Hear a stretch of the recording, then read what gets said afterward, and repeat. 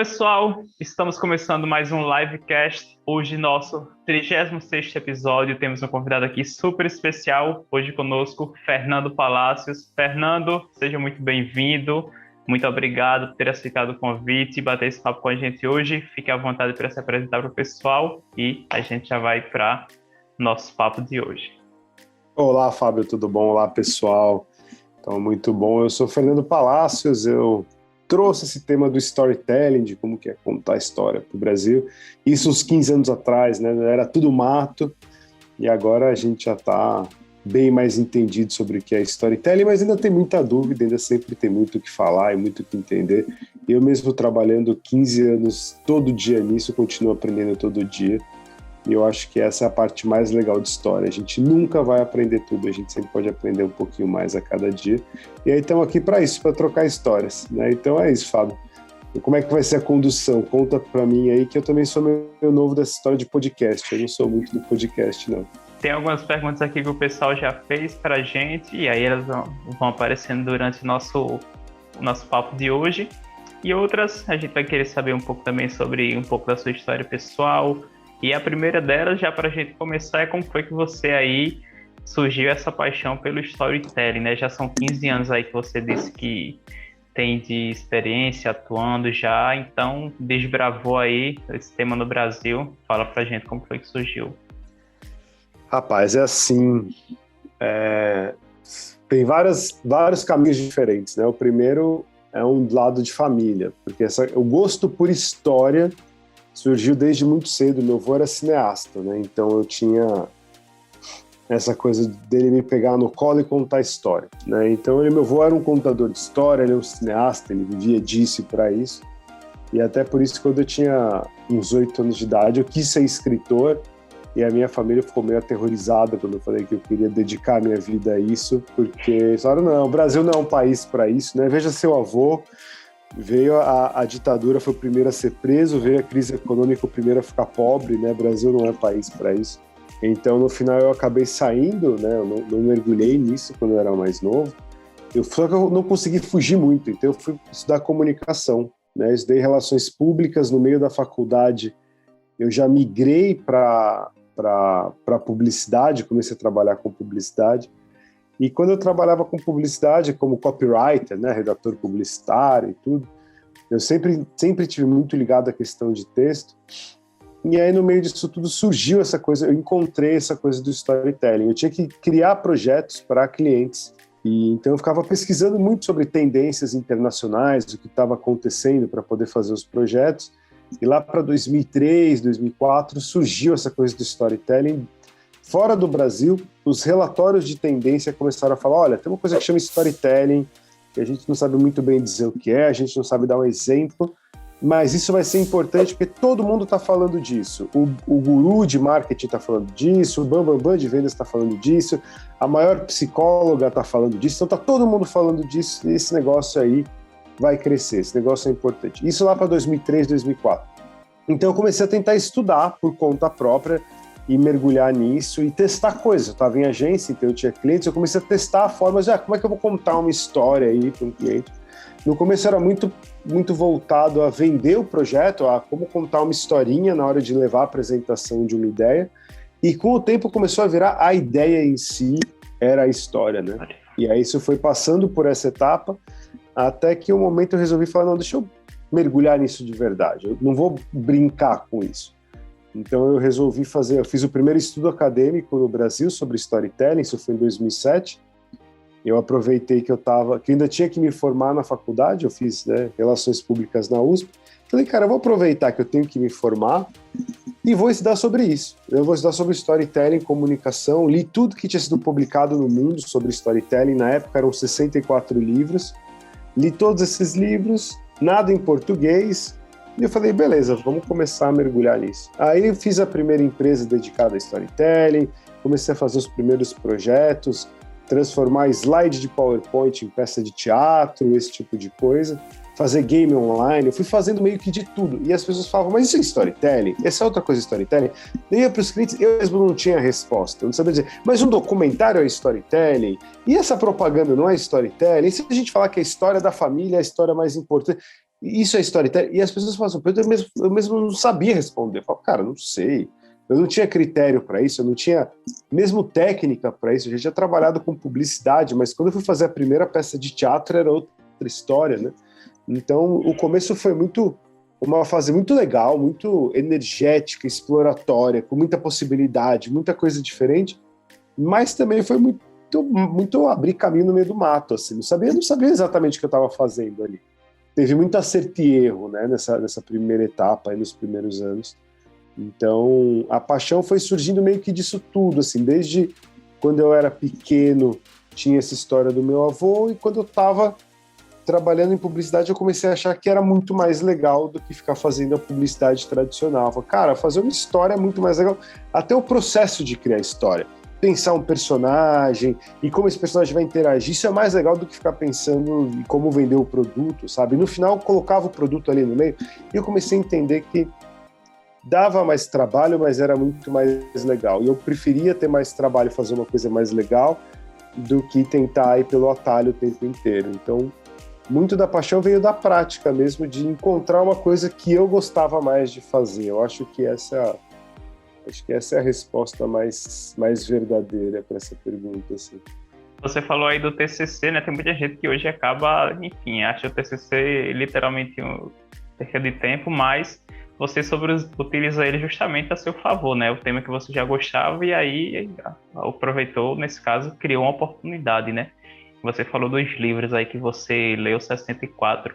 Qual deles naquela época te chamou mais atenção e o que você viu assim, pô, isso aqui é muito legal, isso aqui para eu começar a trabalhar e utilizar isso no meu dia a dia?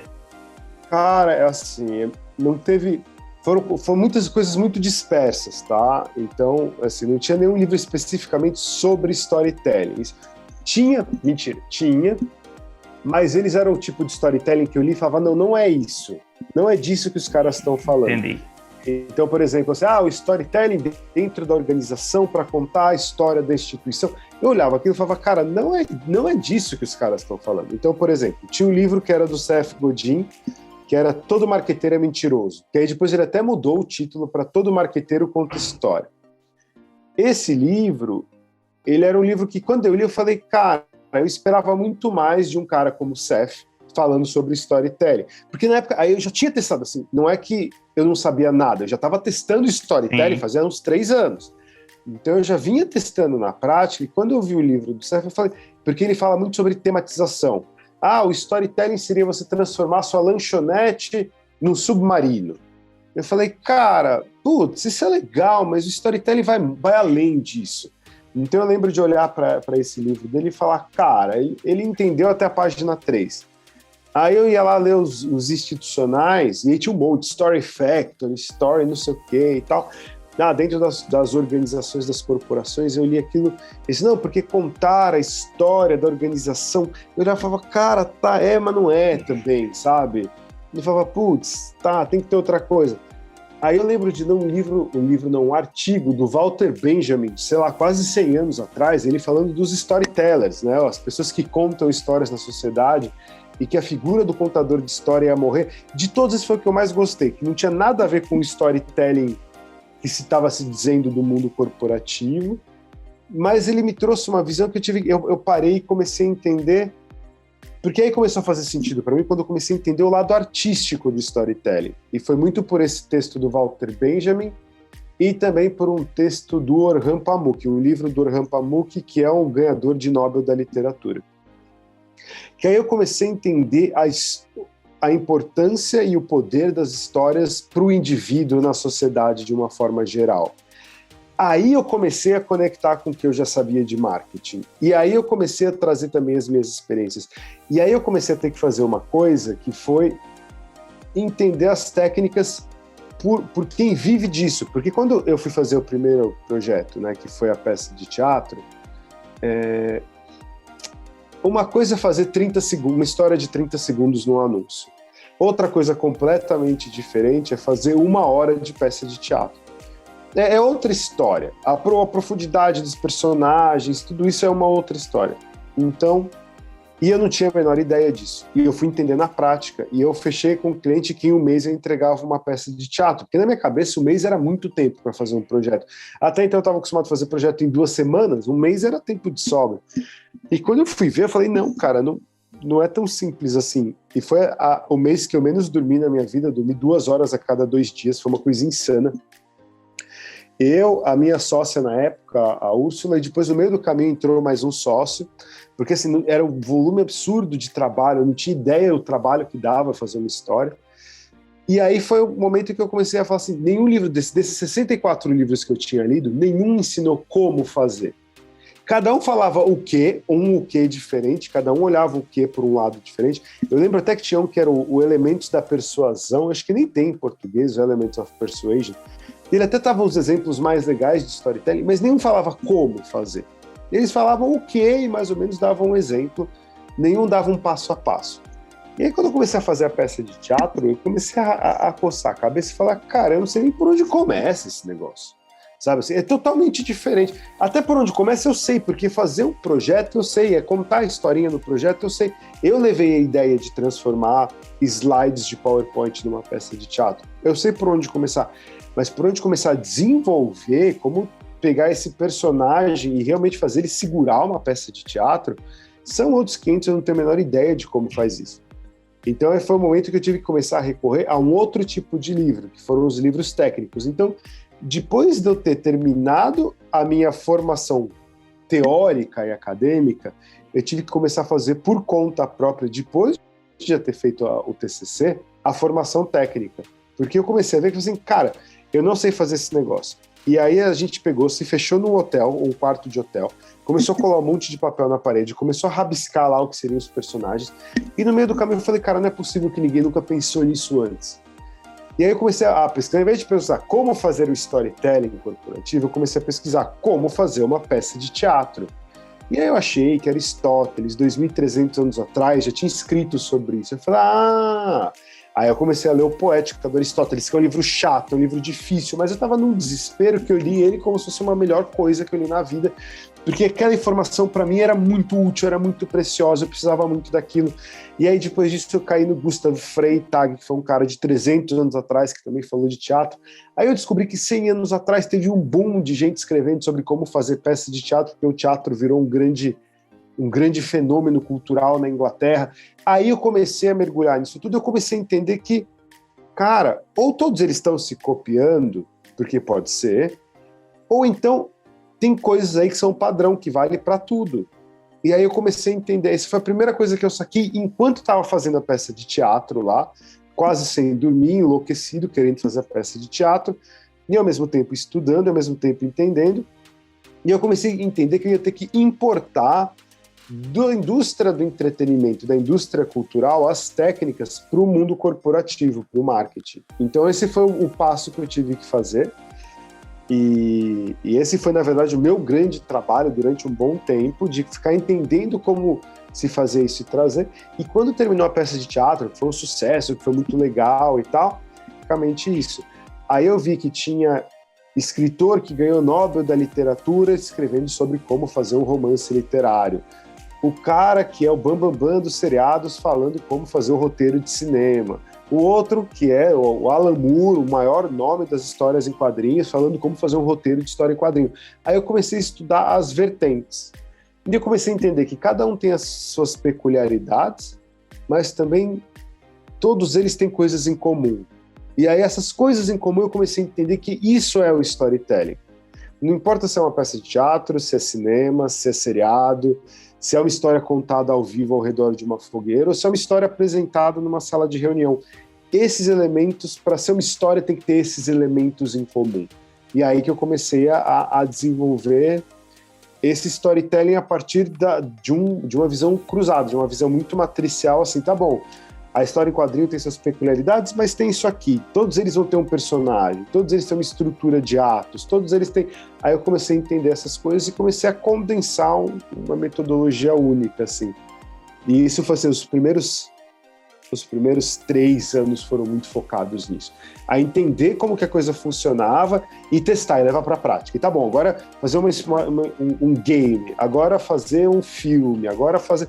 E cada hora a gente foi fazendo uma coisa diferente e testando essa teoria toda na prática. E a coisa foi funcionando muito bem. Então, essa primeira etapa da Storytellers e da minha carreira como um todo como storyteller foi uma das mais ricas, assim, porque foi de muita descoberta, mas muito sofrimento, porque ao mesmo tempo a gente falava assim para tudo que era projeto, porque afinal de contas tinha que ganhar dinheiro, só que depois a gente entendeu como a gente ia fazer, a gente aceitava tudo sem ter a menor ideia de como fazer, né? Falava assim, beleza, a gente faz. Aí depois a gente voltava e falava, cara, como é que a gente vai fazer isso? E começava a quebrar a cabeça, começava a pensar. E começava a tentar, e assim, como explicar isso para cliente? Foi uma fase muito difícil até de explicar o que é storytelling. Porque até hoje tem gente que nunca ouviu falar de storytelling. Eu acabei de dar uma palestra agora e eu perguntei lá quem nunca ouviu falar de storytelling. Sei lá, umas 10 pessoas nunca tinham ouvido falar de storytelling até hoje. Então, até hoje muita gente nunca ouviu falar. Mas 15 anos atrás, ninguém tinha ouvido falar. E aí, então, as dúvidas que surgiram, as dúvidas mais sem pé nem cabeça, ou as coisas assim, tipo, cada vez vinha uma dúvida totalmente diferente, e as pessoas não levavam a sério, não tinham a menor ideia do que fazer. Eu falava, mas o que tem a ver contar uma história para criança? Você vai fazer com os 3 porquinhos dentro da empresa? As pessoas traziam umas ideias que eu falava, cara, eu não sei nem como, sabe? Eu ficava muito perdido. Então, a primeira etapa, ela foi muito nesse processo. E isso tem a ver com essa questão dos livros, né? Que eu nunca parei de ler, eu continuo lendo até hoje, e eu já li até hoje, já li mais de 300 livros sobre roteiro, sobre esse tipo de coisa, mas eu continuo lendo, e vira e mexe, sai um livro novo, ou de algum autor que eu gosto, ou de algum tema muito interessante, alguma vertente interessante de storytelling. E eu também leio muito hoje em dia artigo acadêmico, porque no final das contas, igual o meu TCC, eu sei que tem muita gente que está explorando áreas no acadêmico que ainda não chegou nas A informação é muito mais rápida e é muito mais pura ainda, muito mais pura ali no meio, né? Então, e tem muita pesquisa no meio, então tem muita coisa que me interessa até entender qual foi a metodologia que eles usaram, qual foi a conclusão. E aí, então, eu tive esse processo todo. Mas nessa primeira etapa, assim, a primeira coisa que me chamou a atenção foi o lado artístico do storytelling, que ok, isso do ponto de vista cultural está no centro de todas as artes. Essa foi a primeira coisa que eu entendi. Um quadro vai contar uma história, uma música vai cantar uma história, uma escultura vai concretizar uma história, mas toda forma de arte, o objetivo final é contar uma história. Isso, quando eu entendi, para mim, abriu uma luz na minha cabeça, de falar, ok, então isso tem a ver muito com arte, não dá para separar uma coisa da outra. E aí eu comecei a falar, bom, então como é que quem vive de arte, ou quem vive de cultura, quem vive de entretenimento, produz esse tipo de coisa? E como é que eu trago isso, como é que eu traduzo isso para o mundo corporativo? E aí, a partir daí, então, foram esses livros. A primeira parte foram os livros artísticos e a segunda parte foram os livros técnicos. E aí tem várias pérolas, assim, se eu for tentar listar, eu ficaria muito tempo tentando. Tanto que quando eu escrevi o Guia Completo de Storytelling, que aí já foi uma terceira etapa, e quando eu comecei a escrever o Guia Completo de Storytelling, o livro que levou 4 anos, entre fechar com a editora e ele estar nas livrarias, foram 4 anos, só de escrita foram uns 2,5, e eu e mais uma professora, a Marta Terenzo. E nesse processo todo, uma das coisas que eu quis fazer foi listar os melhores livros, os livros que mais me influenciaram e tal. No final, deu 50 páginas de bibliografia. E aí a editora falou, não, cara, a gente não vai fazer 50 páginas de bibliografia num livro, isso vai ficar muito caro. E assim, pouca gente vai se interessar por isso aí fica de graça, a gente deixa lá no site da editora para quem quiser. Eu acho que até deve ter lá no site da editora essa bibliografia aí. Então, eu lembro até que eu cheguei a fazer uma bibliografia de A a Z, literalmente de A a Z, todos os sobrenomes de A a Z tinha lá na bibliografia. Então, isso foi uma coisa interessante, assim, Cara, se não fosse a leitura, eu não teria chegado onde eu cheguei, isso para mim é muito claro. a importância é engraçado, né? Porque você comentou do TCC, para muita gente o TCC é uma coisa inútil. Eu entendo, porque eu também tinha meio desencanado da faculdade, porque faltava fazer o TCC.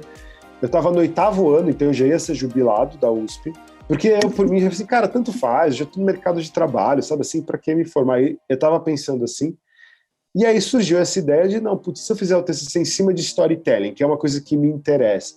Aí teve o trabalho de encontrar algum professor que quisesse orientar isso, mas quando eu encontrei uma professora que topou orientar, foi muito legal, assim, foi uma coisa muito interessante para todo mundo, porque foi um trabalho muito inovador para a academia, ainda mais para a USP, que normalmente não está acostumada com temas assim, e para mim foi muito rico, cara, esse processo de pegar e mergulhar, uma coisa que estava na minha cabeça e que eu vinha fazendo empiricamente nos últimos tempos. Outra coisa foi pegar e mergulhar nesse monte de livro e ter esse diálogo com os autores. Nem que fosse para discordar e falar, cara, esperava mais de você, Seth Godin, entendeu? Mas também eu não vou descartar esse seu olhar, porque eu também nunca tinha olhado por aí, esse olhar é interessante. Mas eu acho que é muito mais do que o que você está dizendo aqui. Mas tudo bem. Então, esse diálogo com os autores, eu acho que foi... Cara, para mim foi uma coisa, assim, que não tem preço, sabe? Não tem preço. E eu recomendaria para qualquer pessoa que está meio perdido na vida ou sem saber o que fazer, cara, encontra alguma coisa que você queira e vai ler sobre isso, sabe? Vai ver o que outras pessoas falaram. Hoje em dia a gente ainda pode ser mais multimídia do que só o livro. A gente tem os podcasts, a gente tem os vídeos no YouTube, mas, cara, vai mergulhar nisso, vai ver o que outras pessoas pensam sobre isso, porque, tranquilamente, a sua visão sobre esse assunto é 1% do que existe sobre esse assunto. Existe muito mais sobre esse assunto do que você imagina. Por mais que você se ache um expert ou especialista nisso, tem pessoas que vão ter opinião completamente diferente, ou vão ter outros ângulos de olhares. E eu acho que mais do que um livro específico, foi essa coisa de olhares tão diferentes sobre o mesmo assunto. Esse cara, como um tema só, pode trazer tantas perspectivas ao mesmo tempo. E aí eu comecei a entender que, na verdade, isso não tinha a ver com storytelling. Isso tinha a ver com qualquer assunto que começa a ser observado pelas pessoas, porque cada um vai começar a observar por um ângulo diferente. Hoje em dia, redes sociais é a mesma coisa. Sei lá, você pega sobre TikTok. Cara, eu já conversei sobre TikTok com muita gente. O que eu já ouvi de opinião desse, não, cara, essa coisa de dancinha, é coisa de adolescente. Até gente falando, cara, esse é o futuro do marketing. Então, assim, você tem coisas que vão totalmente opostas, e são pessoas que estudam, que são inteligentes, e qual das duas está certa, o tempo vai dizer, talvez nenhuma das duas, mas... Eu dei 2 exemplos assim, mas o TikTok para mim é muito mais profundo, a gente poderia ficar horas falando sobre o TikTok, apesar de não ser o tema, mas basicamente é isso, assim, eu acho que o grande ponto é você mergulhar na parada. Encontra o assunto que te interessa e mergulha, vai de cabeça. E aí começa a tentar aplicar também, porque essa é outra coisa que eu percebi, que muita gente comete... Ou tem 2 erros que são muito básicos, assim, com relação a storytelling, mas a qualquer coisa. A primeira é a pessoa não ter a menor ideia do que se trata o assunto e já acha que sabe. Tipo, se ela lê um artigo sobre storytelling, isso é a coisa mais normal. A pessoa vai lá e lê um artigo sobre jornada do herói. Aí fala, pronto, já entendi storytelling. Assim, não, cara, a jornada do herói é uma fração das possibilidades, e ainda assim o que você viu não é nem a jornada do herói, é uma versão resumida que é a jornada do herói. Sabe assim, você viu uma fração de 0,1% do que é o assunto. Você ainda não entendeu a parada. Então tem esse lado.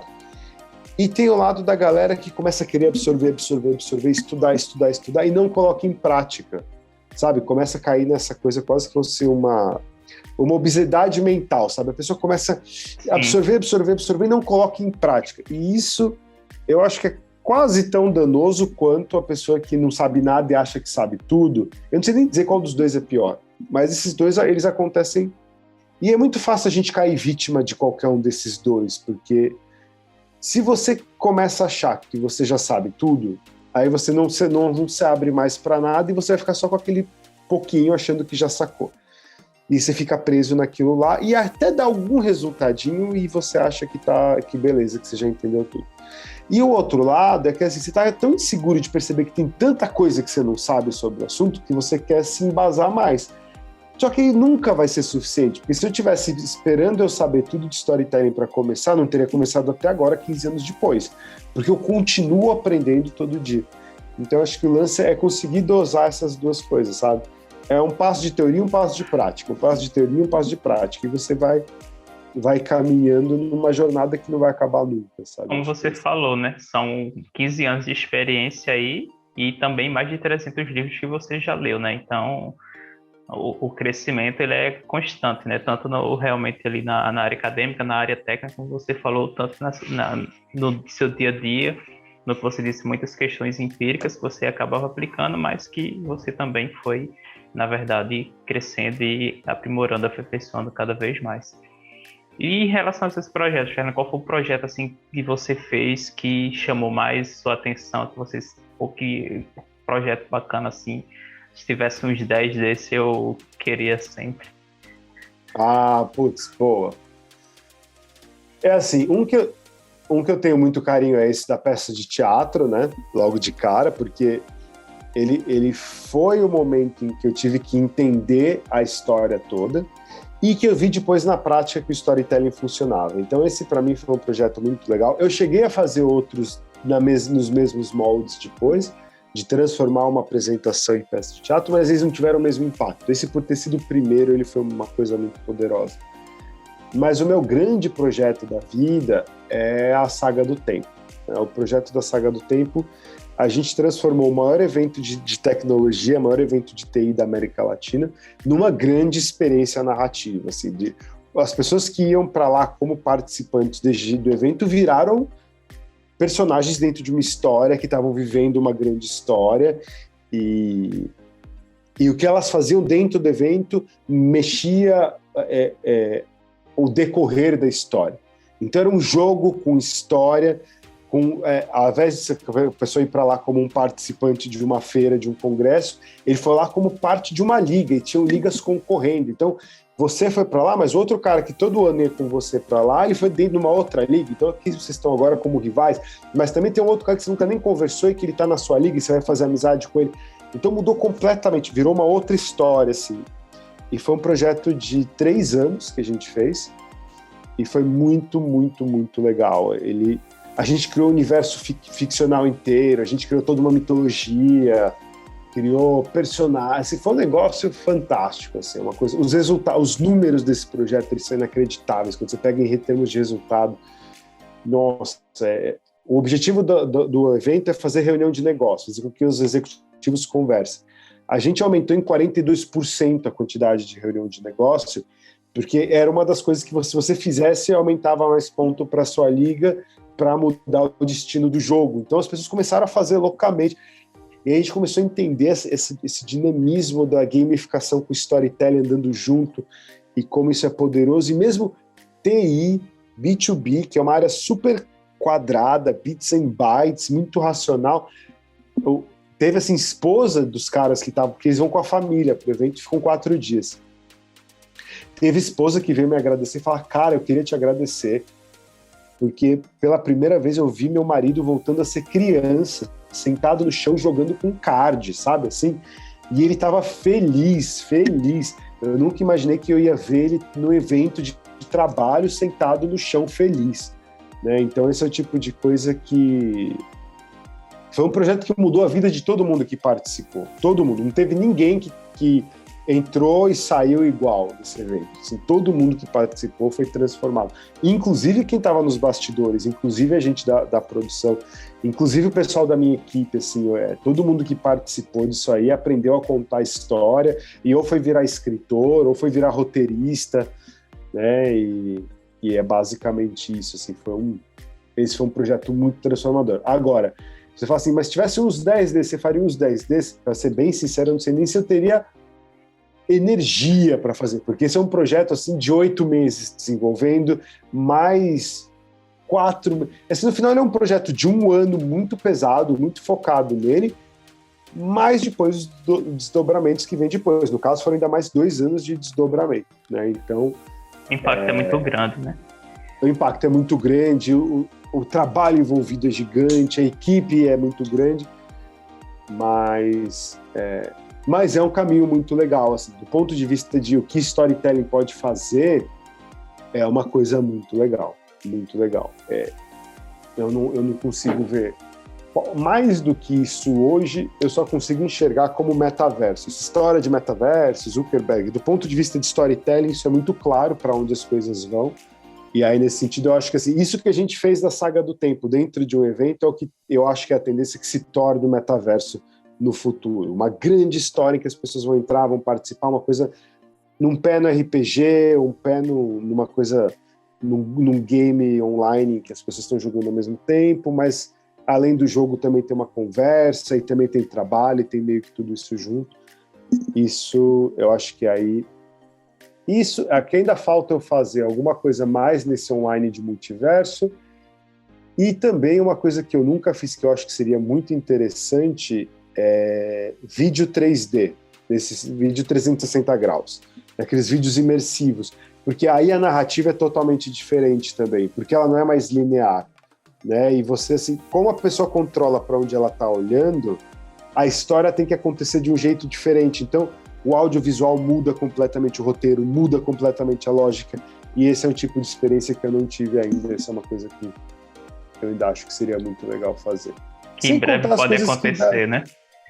Sim, não, são coisas que estão aí para o futuro. E fora coisas do passado que eu acho que vão voltar, né? Essa própria história de podcast, cara, meu avô que era cineasta, ele começou a carreira dele fazendo radionovela, que é uma coisa que podcast, acho que a tendência é começar a voltar para isso. Tem hoje em dia podcast, acho que, sei lá, 95% dos podcasts são conversas mais técnicas sobre assuntos e tal. Ainda quase não tem já, mas tem muito pouco podcast de ficção. E eu acho que esse é um caminho aí de entretenimento e ficção, que existe um espaço gigante para isso, muito barato de produzir, que é o que meu avô sempre falava. Ele falava, Fernando, você pega um coco, toma a água dele, quebra ele na metade e ele vira um cavalo. Né? Então essa questão de como você brinca com a imaginação das pessoas pelos sons, que é uma coisa que o podcast consegue fazer, e eu ainda não vejo ninguém usando ele tão bem quanto ele pode ser usado. Mas eu acho que a tendência é ir também muito para esse caminho. Eu acho que tem uma avenida gigante aí para quem é do podcast, para esse lado do entretenimento, do storytelling, e eu acho que isso vai ser legal de acompanhar esse movimento também. Olha aí, perspectivas futuras para o mercado já vindas de um especialista, né? 15 anos aí. Então, muito bom. E outro ponto também sobre essa questão é como você enxerga, já que a gente está falando um pouco sobre podcast, né, sobre todo esse universo, como você enxerga hoje o podcast e a evolução dele, não só nesse ambiente assim, um pouco mais voltado para a sua área, mas a maneira como ele é conduzido hoje. Você disse que 90% acaba sendo conteúdo mais técnico. Vamos aproveitar e falar hoje. Como você enxerga hoje nossa conversa? Está, assim, como você enxerga a conversa de hoje, se está legal dentro do roteiro? Como se você estivesse desenhando o roteiro, se ela estaria aprovada por Fernando. Cara, assim, eu acho que o que eu penso sobre podcast, eu não sou um consumidor assíduo de podcast, né? E parte é porque eu gosto de música. Então, se eu tiver um tempo para fazer alguma coisa ouvindo, eu vou ouvir música, né? Então, parte é por isso. Mas parte também porque eu não encontrei nenhum podcast que... Porque, assim, esse podcast que vai para a linha de conversa, eu acho que isso é, inclusive, muito importante, porque, assim, o que antigamente seria uma conversa de bar, hoje em dia vira uma conversa registrada para quem estiver interessado no assunto. Eu acho muito menos egoísta do que era antigamente. Não que antigamente fosse egoísta no sentido de que era de propósito, mas é muito mais democrático, digamos assim, o acesso ao conhecimento quando as pessoas gravam que elas iriam conversar. A gente podia estar tendo essa conversa num café, percebe? A gente podia estar num café, só nós dois conversando, e essa conversa ia se perder para sempre. E agora não, agora ela vai estar aí disponível na internet e talvez em algum momento outras pessoas vão se interessar por isso E a gente até aquela coisa que a gente não tem a menor ideia, de repente alguém vai pegar e vai fazer uns cortes, e quando vai ver isso aí já tá. E de repente a coisa começa a ganhar uma proporção gigante que jamais aconteceria se a gente tivesse só tido uma conversa num café. Né? Então, eu acho que esse é um lado muito legal, é a democratização do conhecimento que ele permite. Mas é uma coisa extremamente nichada, né? Porque do mesmo jeito que, para mim, o podcast de hoje, ele tem um paralelo muito grande com o documentário. Eu colocaria ele lado a lado com o documentário. No sentido de, ele só vai interessar para alguém que é de um nicho específico. Então tem lá o podcast que é sobre bem-estar. Vai interessar em pessoas que querem falar sobre bem-estar. O podcast que vai falar sobre empreendedorismo. Vai interessar pessoas que querem falar de empreendedorismo. O podcast sobre finanças. Então eles todos são muito nichados e eles ficam muito técnicos. É igual o documentário que só vai interessar quem gosta daquele tema. Existe um espaço, e eu acho que a tendência é essa, dos podcasts começarem a migrar para a ficção. E aí não tem a ver com a minha área de storytelling, é muito contrário, tem a ver com a área de produção de conteúdo. Quando a gente pega e olha, por exemplo, a evolução de como que as emissoras de TV evoluíram ao longo da história, sempre teve um braço que era o jornalismo sempre foi importante, até pode ser horário nobre, de certa forma, mas não é a coisa mais importante da televisão. Normalmente a parte mais da televisão é a novela, né? Ou é o entretenimento, que seja o futebol, alguma coisa assim. Mas o que realmente vai pegar muita gente é o entretenimento, não é o noticiário ou a informação dura. E no entretenimento dá para passar informação também. Não quer dizer que... Até foi uma das coisas que eu entendi com o Pamuk, né? Ele fala que o que o romancista faz é o que o jornalista faz, só que com mais prazo. O que quer dizer que ele pode ir mais a fundo. Enquanto o jornalista fala do dia a dia, o romancista tem que falar do que é de qualquer tempo, do que transcende o tempo. Mesmo que esteja localizado naquela mesma época. Mas ele vai ter que falar de uma coisa muito mais profunda e muito mais verdadeira.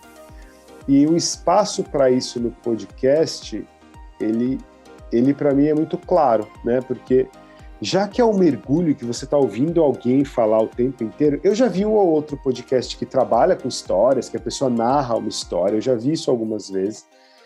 Ainda não vi nada muito com cara de... Até vi coisas com cara, não exatamente de radionovela, mas de mais uma audiosérie, digamos assim. Mas eu acho que o podcast só vai começar a se popularizar quando ele for mais por esse caminho, porque até então ele era uma ferramenta muito utilitária, né? No sentido de as pessoas consomem podcast enquanto elas fazem outra coisa ao mesmo tempo, né? O consumo normalmente é assim. Então a pessoa vai cozinhar e ela está ouvindo um podcast, ou ela vai trabalhar em alguma coisa meio braçal, né? Sei lá, mesmo que seja uma coisa meio repetitiva, ela vai colocar o podcast. Vai tomar banho, vai colocar o podcast. Vai dirigir, vai colocar o podcast. Então, as pessoas meio que consomem como um jeito de absorver informação e conhecimento enquanto elas estão fazendo alguma outra coisa. E tudo bem, eu acho que isso tem um mérito absurdamente grande. É um princípio muito próximo de um audiobook, apesar do audiobook ter uma produção mais profissional e ela é interpretada ali no meio e tal. A ideia é mais ou menos essa, que você consiga absorver o conhecimento enquanto faz outra coisa. Até por isso eu até gostei bastante do momento em que o Clubhouse deu um boom ali no começo do ano. Eu estava ali, eu entrei no Clubhouse, eu ficava todo dia, eu participei de várias salas, tá? Achei interessante. A questão não é para todo mundo. Isso é para uma parcela muito, muito pequena de pessoas. Pessoas que vão deixar de ouvir música para ouvir informação dura, ou é porque tem algum canal que ela gostou muito, ou é porque ela realmente está muito focada no momento agora de melhorar muito num assunto, sabe? Ao passo em que alguma coisa mais de entretenimento seria muito mais palatável para pegar mais gente. Porque aí a pessoa vai comentar, igual o seriado. Tipo, mas você viu Game of Thrones? Ou você viu Breaking Bad? se começarem a ter seriados dessa forma, pô, mas você viu o seriado XPTO lá do podcast? Qual? Não, tá lá no Spotify e tal. E aí as pessoas começassem a ouvir, até para poder conversar sobre ele, aí a gente começa a ter uma popularização maior de podcast. Apesar de que eu sei que, em termos de mercado estratégico, o Spotify, por exemplo, está investindo muito na produção de podcast, né? Ele está querendo virar meio que Netflix do podcast. Então também o momento é muito bom agora. Para quem quer entrar, para quem quer produzir conteúdo e você ainda não começou a produzir conteúdo, putz, assim, a pessoa vai querer agora começar a fazer coisa no Insta. Nossa, cara, o Insta tá mó difícil de crescer lá, tem muita concorrência, tem muita gente produzindo conteúdo e tal. Você vai para podcast, tem muita área ainda, muito virgem, com muito espaço para conteúdo. E a tendência de crescimento hoje, o Instagram está no limite dele já, daqui para frente ele só cai, enquanto que podcast ainda está crescendo. Então, se for para postar, para começar a produzir conteúdo agora, claro que podcast vale mais a pena, né? Então, que seja na linha da conversa, né? Eu não acho, não é porque não funciona tão bem comigo que não vai funcionar para outras pessoas. Eu acho que esse é o grande lance. Assim, tem gente que está interessada nisso, tem gente que vai consumir. A única coisa que assim, é mais ou menos igual no Insta. Tem perfil que fala de um assunto só, ele vai ser um perfil nichado. Tem assunto que é mais genérico, ele vai atrair mais gente, né? Então é um pouco mais ou menos a mesma linha, assim. Apesar de que o Instagram também teria um espaço gigante para fazer coisa de storytelling e entretenimento, ele nunca usou. Foram pouquíssimos perfis que eu vi que tentando fazer alguma coisa um pouco diferente nesse sentido.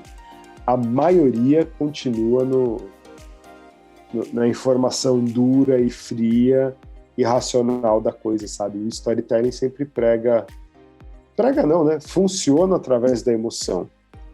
Então, você até tem que ter uma estrutura racional, senão a história não tem nem pé nem cabeça. Mas o que faz a gente gostar de uma história é a emoção que ela causa na gente. E eu acho que é isso que falta no podcast. Se eu for tentar amarrar, é basicamente isso. O que falta no podcast hoje é mais emoção. É mais... tá 100% racional, 0% emocional. No mínimo colocar uma pitada. Eu nem sei se tem, sei lá, deve ter alguma coisa de humor, alguma coisa nessa linha, já deve ter, imagino que sim, porque faria muito sentido. Mas eu acho que, mesmo para quem faz um conteúdo mais duro, vale a pena dizer, cara, como é que eu boto emoção aqui no meio, sabe? Como é que eu vou fazer para tornar que seja essa conversa, né? Você perguntou do roteiro, pro que você está se propondo a fazer, tá 100%, sabe? Mas se você olhar do ponto de vista de storytelling, a pergunta que eu devolvo é como é que você bota mais emoção nisso? Como é que você faz perguntas que vão despertar ou a curiosidade na audiência ou sensações em quem está sendo entrevistado e trazer informações, trazer um outro tipo de conversa que não seja tão técnico ou tão racional. Eu acho que esse é o grande desafio assim, para você.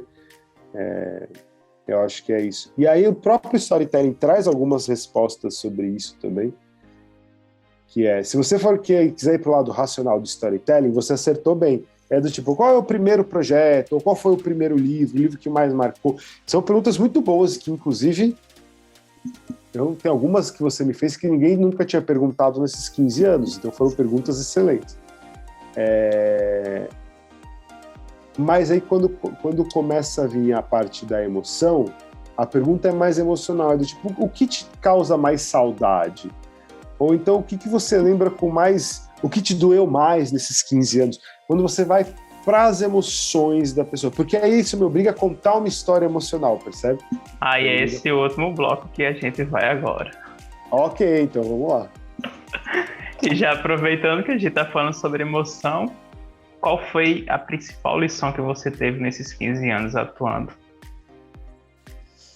A principal lição... Putz, cara, aprendi tanta coisa. Elencar uma é difícil, mas... A principal lição é que não dá para você responder uma pergunta dessa sem ser injusto, porque com certeza teria outras lições importantes. Eu acho que tem uma lição que para mim conecta tudo do ponto de vista de storytelling, que é: existem muitas formas de errar, mas só tem uma forma de acertar. É basicamente esse. Não que só exista um jeito certo, mas o acertar, o processo de acertar tem um caminho que é muito mapeado. Isso até do ponto de vista de Jornada do Herói, de Aristóteles, de tudo isso, há sempre a mesma lógica. Tem muitas formas diferentes de você errar. E você só vai ter um jeito de conseguir acertar. Esse jeito de acertar depende de sincronizar uma série de coisas. O acerto... E quando eu digo acerto, é uma história que realmente vai causar um impacto nas pessoas do jeito que a gente quer, ou a pessoa que está buscando sucesso e conseguir chegar no sucesso. E o sucesso pode ser fama, pode ser dinheiro, pode ser o que quer que seja. Isso só vai funcionar quando uma série de fatores se encaixam e se alinham. Nunca é uma coisa só. Não existe uma fórmula mágica de uma camada. As fórmulas mágicas até existem, mas elas são meio lasanha, elas têm várias camadas diferentes, e você, olhando de cima, nem consegue ver as de baixo. Então, você só vai descobrir mesmo qual é essa fórmula na prática. É uma coisa que ninguém tem como te contar. As pessoas até podem tentar te dar um norte, mas você realmente só vai entender, porque se alguém te der uma fórmula pronta, essa fórmula já foi usada, ela perdeu a força dela. Porque depois que uma mágica é feita e um feitiço é feito, ele não tem mais o mesmo efeito da próxima vez. Então você vai ter que meio que criar um novo feitiço para você. E aí você até pode entender mais ou menos como os feitiços funcionam. E parte deles é isso, nunca é uma coisa só. A equação é mais complexa do que isso. Ela até simplifica no final. Até pode ter um eixo conectando tudo. Mas assim, você só vai conseguir fazer um podcast que vai bombar, que as pessoas vão ouvir, que vai crescer muito, que vai viralizar, na hora que acertar várias coisas ao mesmo tempo. Para algumas pessoas, várias coisas pode ser, ter o áudio perfeito, junto com o roteiro não sei o quê, cada um vai ter uma fórmula diferente. Você vai ter que encontrar qual que é a sua. Né? Quais são as coisas que você tem que acertar para que você gire a engrenagem e ela consiga girar um todo. Sabe, tem várias pecinhas diferentes, elas têm que estar dispostas de um jeito que todas elas funcionem ao mesmo tempo. Acho que essa foi a grande coisa que eu aprendi assim, nesses 15 anos. Se você tentar muito uma coisa só, não dá certo. Você, não, eu quero fazer a melhor produção de áudio que um podcast já viu. E vai pegar e vai alugar uma sala, e vai fazer o isolamento. Cara, você pode fazer o áudio mais cristalino do mundo. Se for só isso, não resolve. No máximo vai ter alguém que fala, cara, que áudio foda. E acabou. Vai ficar por isso mesmo. Enquanto que também, se você não tiver nem aí pro áudio, de repente isso pode ser um problema que esteja impedindo a coisa de crescer. Por isso, cara, o áudio no mínimo tem que estar ok. As coisas meio que no mínimo tem que estar ok, várias delas, para a coisa deslanchar, sabe? Essa é uma das coisas que eu entendi, assim, em termos de storytelling. Mesmo para uma história funcionar a mesma coisa. Cara, não basta você ter um bom personagem. Você tem que ter um enredo inteiro. Enredo significa que você tem que ter vários personagens que funcionam ao mesmo tempo e junto com isso tem que ter uma história com uma ideia central que conecte tudo, e tem que ter um tema, e tem que ter um ritmo, e tem que ter uma estrutura narrativa. Então, quando você começa a ver as coisas que tem que estar alinhadas para a coisa funcionar, são muitas. E você só vai descobrir isso na prática. Porque se você ficar tentando descobrir na teoria, nunca na prática funciona igual do que como está na sua cabeça. E aí que é aquele lance, você tem que ir fazendo, ter a autocrítica de entender o que não deu certo, para melhorar um pouquinho mais da próxima vez, um pouquinho mais da próxima vez, um pouquinho mais da próxima vez, até uma hora que vai dar um salto, porque aí você vai sacar alguma coisa muito importante, e aí as coisas vão crescendo. E a única forma de você realmente dar certo é sofrendo muito, com muito suor. Nunca vi ninguém dar certo sem ralar muito, nem que seja ralar muito de uma vez, né? Tipo essa história que eu contei da peça de teatro ali. Cara, foi no primeiro projeto que eu fiz, deu muito certo. Só que acontece o seguinte, eu já tinha um histórico de 10 anos de agência, eu já tinha todo um trabalho e eu passei o mês mais difícil da minha vida. Então tem um monte de coisa que vai fazer com que te obrigue a ir para um caminho aí que as coisas... sei lá, igual parir um filho, sabe? Eu acho que meio que toda vez tem um esforço meio sobre-humano, assim, para as coisas que realmente fazem a diferença. Porque eu vejo muita gente, em termos de produção de conteúdo, e não é só podcast, de produção de conteúdo de uma forma geral. muita gente tenta seguir regras do tipo, você tem que ter X conteúdos e tal. Beleza, essa é uma das coisas. Você até pode ter lá todo o calendário editorial e ter X stories por dia e não sei o quê, e gravar um podcast a cada 2 dias, sei lá. Você pode ter. Isso até é importante quando você olha isso do ponto de vista de jornalismo, a periodicidade é importante, mas isso é um item. Não adianta você estar com esse um item checado e achar que, cara, se eu ficar nesse um item, uma hora vai dar certo. Porque a persistência, ela é importante, mas ela tem que ser acompanhada com uma visão crítica de, beleza, eu estou avançando, eu estou subindo nem que seja 1% de um episódio para outro, porque se eu tiver estagnado, cara, por mais que você seja persistente, daqui 3 anos, se você não sair do lugar, você vai largar, entendeu? Então o lance é esse, é do tipo, cara, eu não vou desistir, mas eu também não vou acomodar, porque eu vejo muita gente falando, não, eu já estou fazendo a minha parte, estou lá fazendo os meus conteúdos e uma hora vai dar certo. Não é mágica. Não é uma hora vai dar certo, não é uma hora alguém vai te encontrar. Você vai melhorando, até que uma hora... É igual, tipo, academia. Para mim, a lógica é muito parecida. Se você chega numa academia falando assim, cara, eu quero levantar 100 quilos e já fazer uma barra de 100 quilos, cara, você não tem a menor chance de fazer. Você simplesmente não vai conseguir. Se você chegar na academia e começar a levantar 1 quilo, você consegue, beleza. Se você parar nesse 1 quilo e voltar na academia todo dia durante 10 anos, você vai estar um pouco mais forte do que 10 anos atrás, quando você começou. Então, é mais ou menos essa lógica. Você até consegue chegar nos 100 quilos se você tiver persistência e for crescendo aos poucos e durante o tempo você chega. Mas você tem que ir aumentando o peso. É essa mesma lógica. Eu acho que essa foi a coisa mais importante que eu entendi. Você pode tentar fazer esse processo do tipo, igual eu fiz para fazer lá a peça de teatro, que é, eu tive que aumentar 5 quilos por dia, todo dia, e foi terrível, foi super estressante, mas tudo bem, eu consegui fazer. Mas você pode ir aumentando 5 quilos a cada semana, ou 5 quilos a cada mês, no ritmo que funcione para você, contanto que você esteja aumentando 5 quilos, a coisa vai dar certo lá para frente. Porque, com certeza entre conseguir que as coisas deem certo o quanto antes e ter a persistência do longo prazo, a persistência do longo prazo sempre vai vencer, porque no final é uma maratona. Até porque você até pode fazer a coisa dar muito certo por um tempo. Se você não tiver um ritmo construído, você abandona no meio do caminho. Porque isso também é outra coisa que eu entendi sobre produção de conteúdo. Cara, você tem que ser constante na produção, não dá para simplesmente pegar e parar. Por isso que eu acho que é muito legal você já tá no 36º episódio, sabe? Cara, já tem uma história aí, sabe? 36 episódios é coisa pra caramba, isso já é respeitável, sabe? Se você pegar essas horas todas, se juntar isso tudo, deve dar, sei lá, 30 horas de conteúdo. Cara, 30 horas de conteúdo, se você for ver do ponto de vista de série... 3 temporadas de série, sabe? Assim, não é pouca coisa. Se você for ver, é muita coisa. Então, esse é o caminho, sabe? É persistir, mas persistir olhando assim, tá bom, mas eu tô subindo pezinho.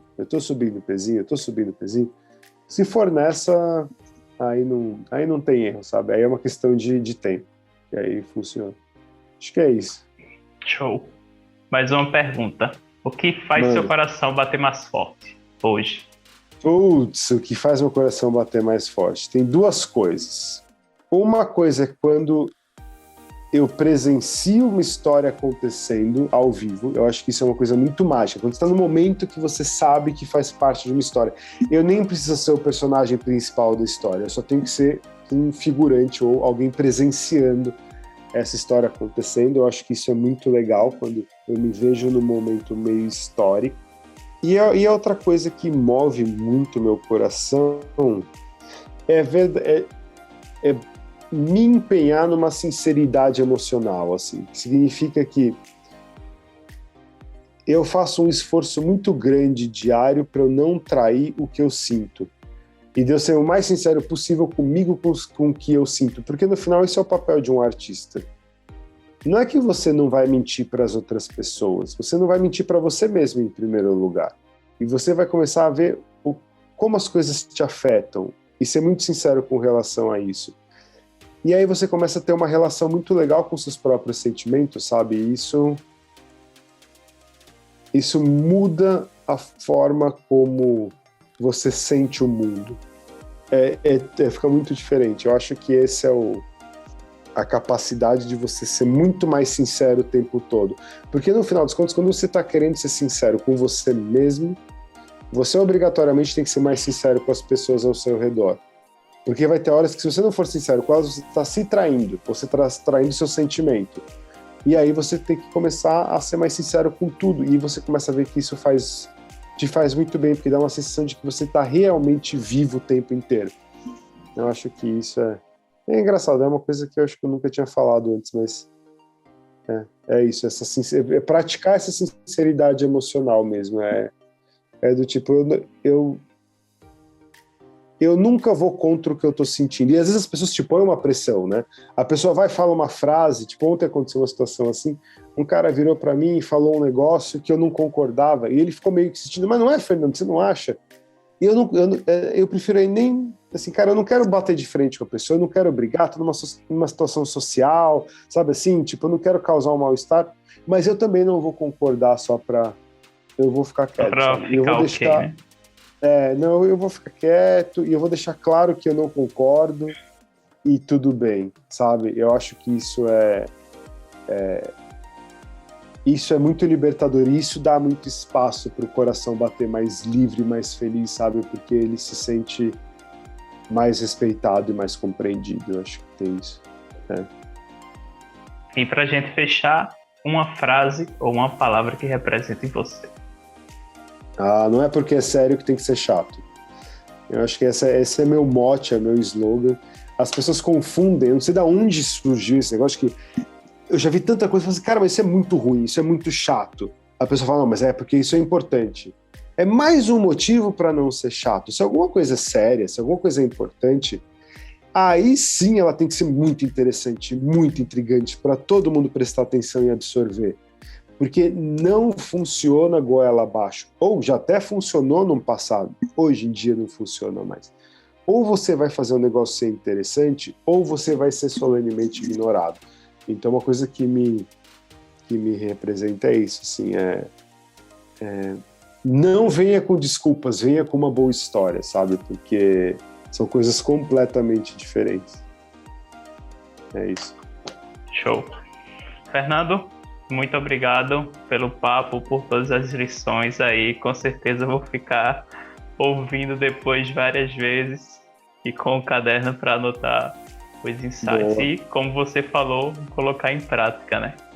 É isso. E eu já falei aqui outras vezes, mas o legal do livecast é isso, né? Sempre que vem um convidado, é uma oportunidade que eu tenho de levar conhecimento, de atingir outras pessoas, mas que ao mesmo tempo eu estou aqui aprendendo, e muitas das perguntas que eu faço acabam, na verdade, colaborando para o meu crescimento. Sim, eu não tenho a menor dúvida disso. Para mim ficou muito claro. E são perguntas muito boas, porque você não está só como entrevistador, você está como alguém interessado no assunto. E isso é totalmente diferente.